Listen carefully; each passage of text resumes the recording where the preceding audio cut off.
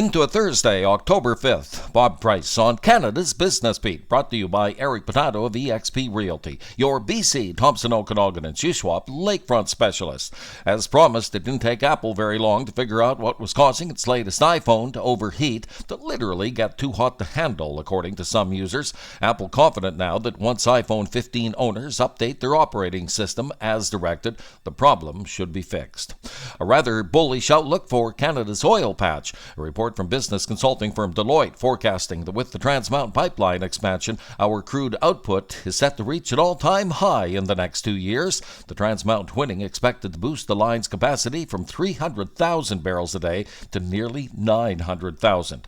Proud to be named one of Canada's top-rated business podcasts by FeedSpot and heard around the world on X, TikTok, and wherever you get your favorite podcast, Canada's Business Beat, proudly sponsored by Eric Potato of eXp Realty. Considering a move to beautiful BC, Eric is your Thompson, Okanagan, and Shuswap lakefront specialist at OkanaganLakefrontProperties.com.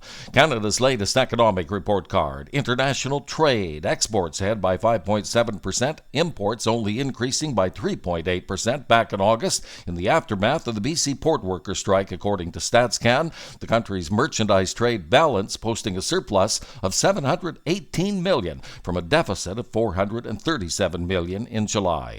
A big change on the way for BlackBerry, the software security maker announcing plans to split by spinning its car software business into a separate company.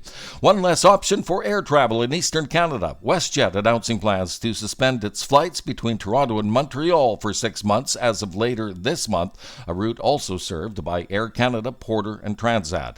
And what may be today's news of most lasting significance, a Vancouver biotech, Mesentech, confirming that it's just raised $15 million for the first phase of clinical trials of a promising new drug to treat bone disease, fractures, and bone density.